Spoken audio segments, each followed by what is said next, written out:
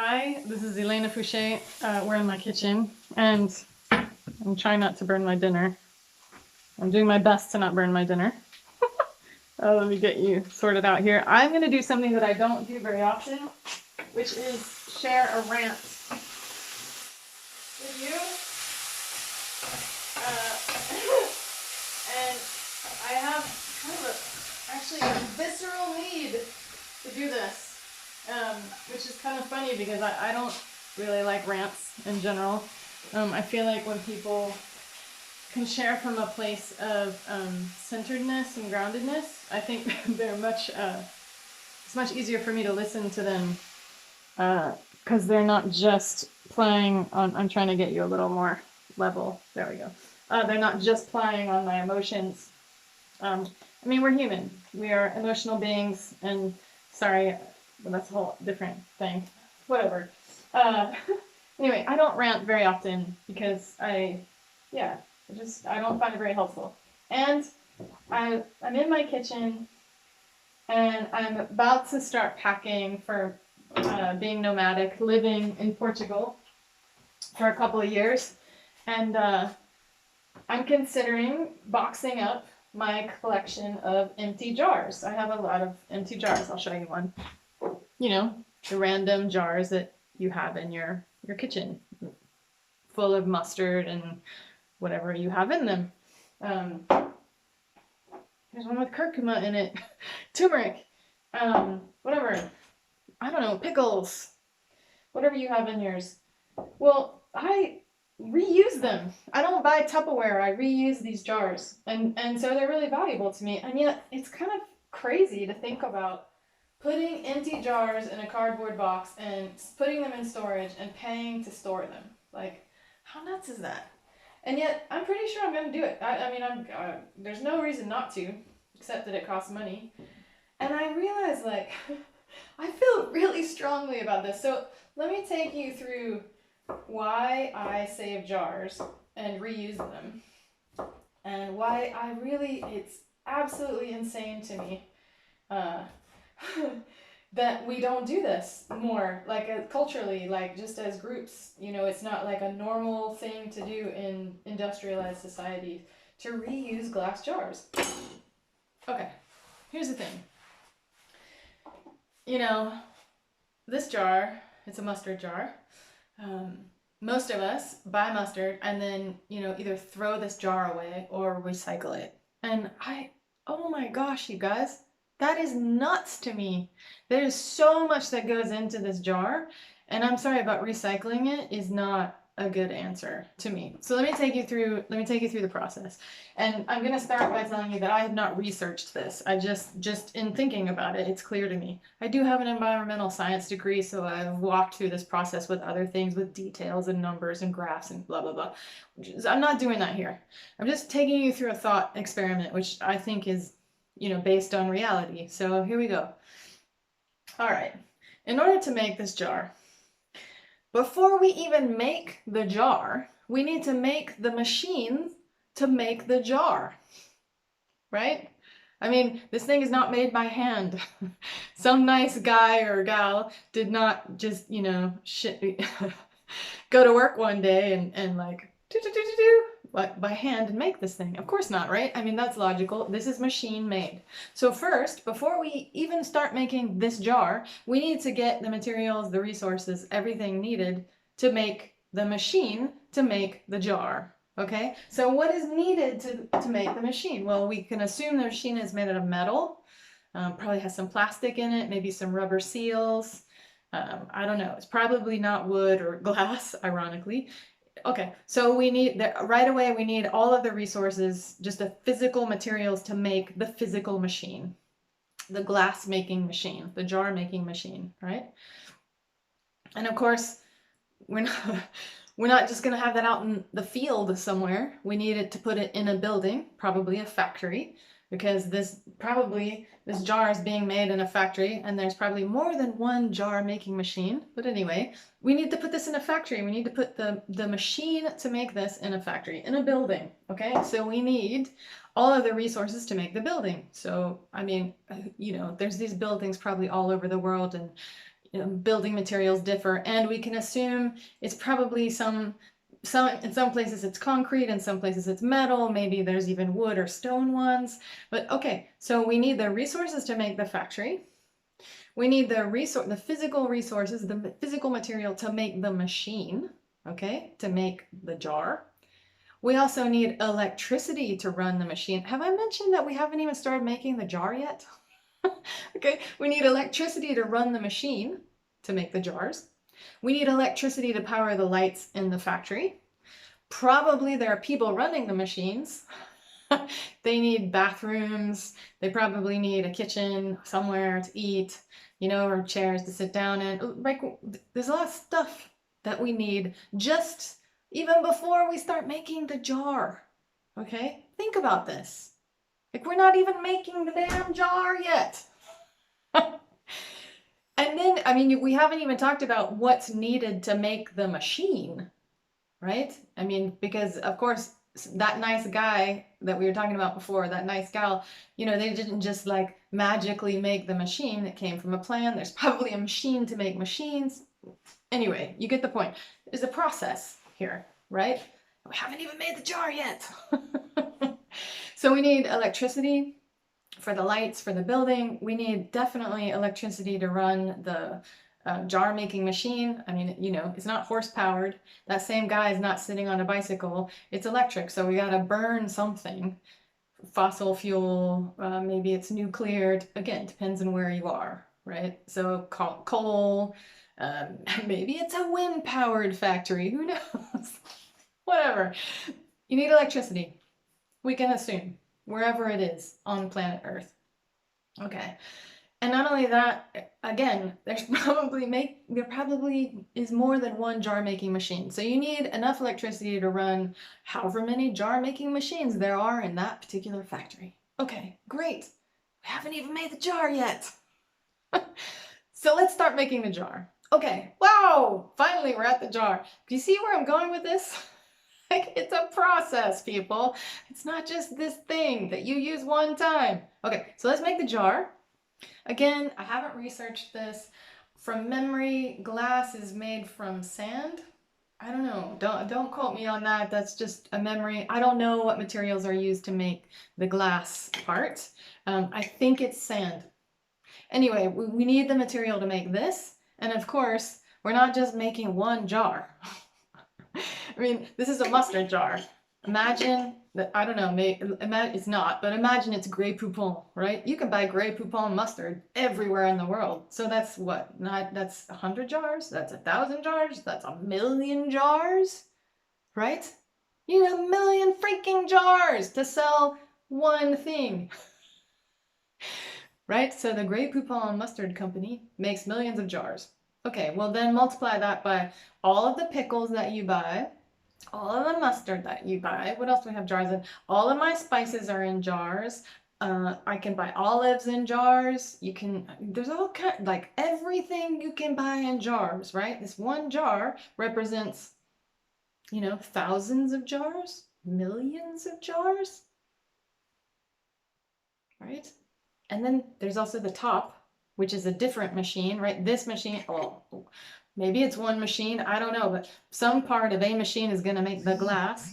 Some other part is going to make the top, right? Which is metal. So we need metal and a metal top making machine, right? Great. And we also have millions of tops or thousands or hundreds or whatever it is.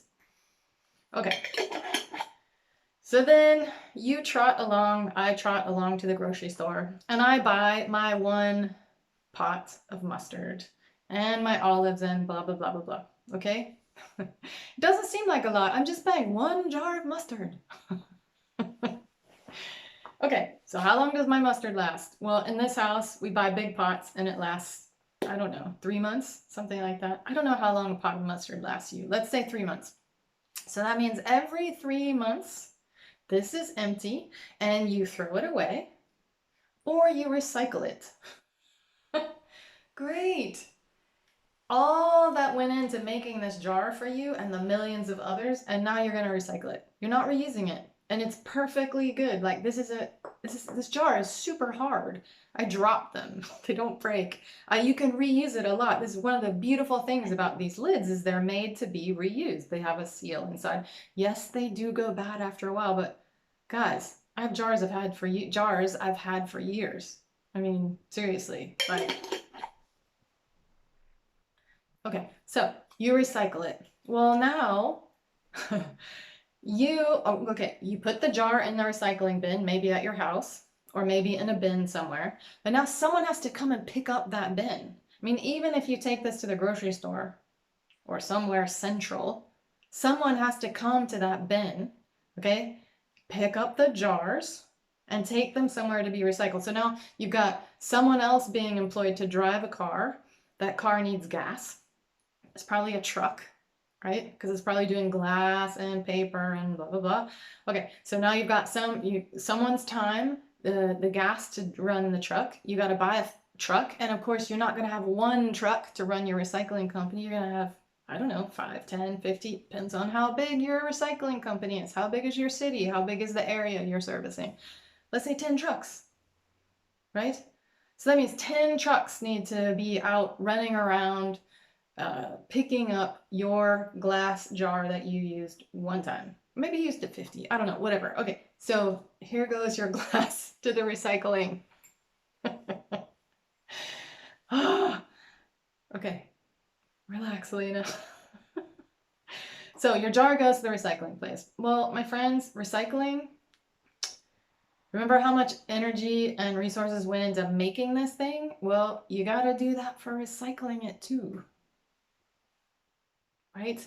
First, you have to sort this stuff because a lot of us, oops, we put plastic in the recycling box, or we put paper in it, or we throw them away dirty. So they have to be sorted. Someone has to get the plastic out of there. And sometimes it's a machine, sometimes it's a person.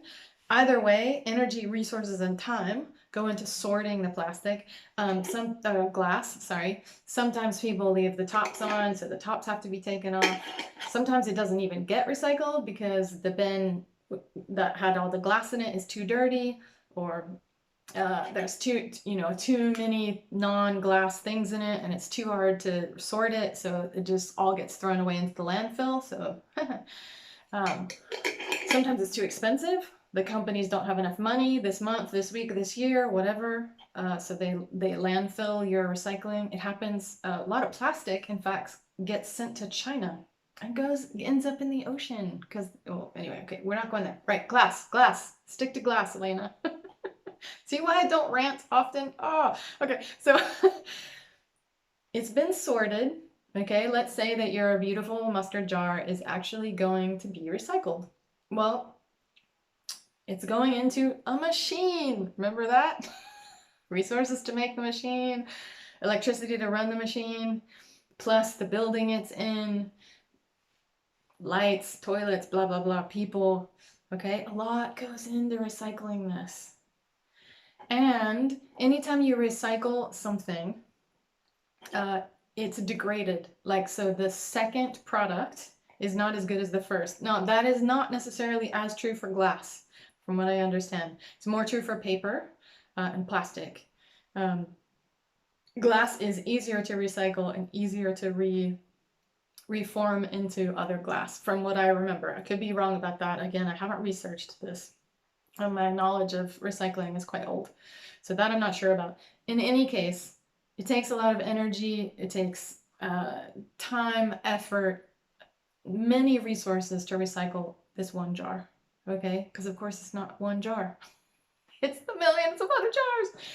Okay. And then the whole process starts over. I go to the grocery store, I buy another jar. Oh, you guys, really? Wash it. Just, I mean, if you don't want to actually, ooh, it's mustard, it's gross. Just sit it in the sink and fill it full of water and let it sit there. And it'll ungross itself, and then you just dump it out, right? Or if you use a dishwasher, stick it in the dishwasher. That's super easy to do. Just take the top off, stick it in there, put the top in the dishwasher too. Super easy. The only challenging part is getting the label off. some people don't take the labels off at all. I just like to take the labels off because I just like to see what they look like, what's inside of them. Here, you can see the ones down here, like that's tea, that's rooibos, this is bay leaves right here, this is spirulina, blah, blah, blah. I use I reuse a lot of my spice jars too. Like this is a basil jar that I've used like 3 times. So, you know, you can play with them. And they come in all these amazing shapes and sizes and colors. Look at this thing. Look at that. It sits on its side. How cool is that? This is tea. So cool. They're often really beautiful shapes. I don't have any astoundingly beautiful ones, but that's cool. Anyway, okay, so I felt better. Really, this is not to shame, blame, or guilt anyone. I mean, I drive a car. I do all kinds of things which are not, which, you know, if I lived in a different time and space, I would not do. I have plastic all over my house. You know, I buy jars. I buy way more jars than I need. You know, and part of, even though I am very conscious of these things, I still, it's really challenging in this day and age living in an industrialized country. I've lived in 3 or 4 of them, different ones, Asia and Europe and the US. It's challenging, you know, because even if I wanted to reuse this, say for mustard, where can I go to get mustard put back in here, right? I either have to make my own mustard or they're actually, funnily enough, here in France, you can go to Dijon, the actual town, and they will fill it with mustard. But that's the only place I know of in the whole world. Maybe there are others. My point is that it's pretty challenging to reuse jars. I mean, there are co-ops and things like that, but you have to be into that kind of thing. And if you're not, you know, it's challenging. I put things like soup in it. It's really great. Like this in particular is a really good size for lunch. The next day, soup is great. I can drink straight out of it. Of course, if you don't want to look weird, just pour it into a bowl, drink it like that. I put spices in them. I put beans. When I do buy things in bulk, I stick them all. Here's one. I stick them all in jars. And so I have them. So here's my chia seeds. I just have seeds sitting out. I didn't take the label off very well. Here's a linseed. Yum. You know, you can do all kinds of stuff with them if you start.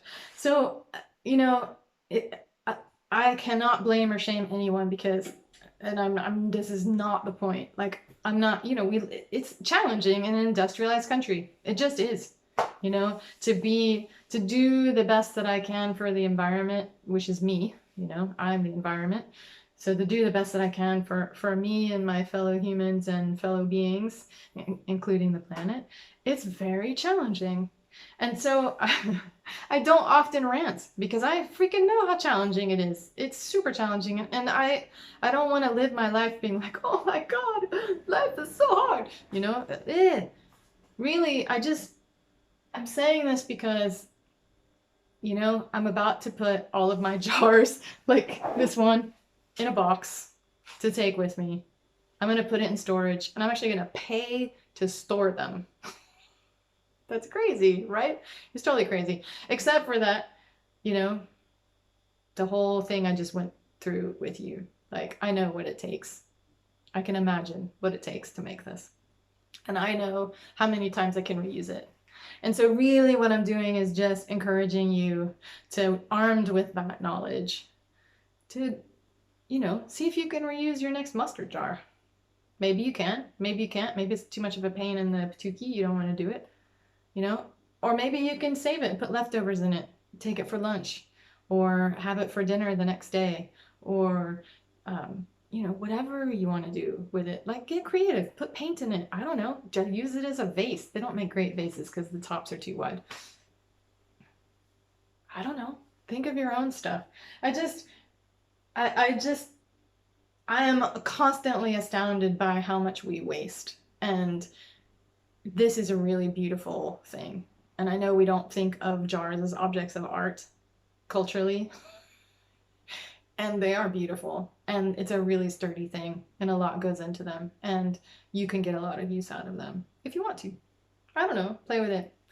Anyway, if anyone made it to the end of this rant and you're not my husband or my best friend, you are a trooper. I love you.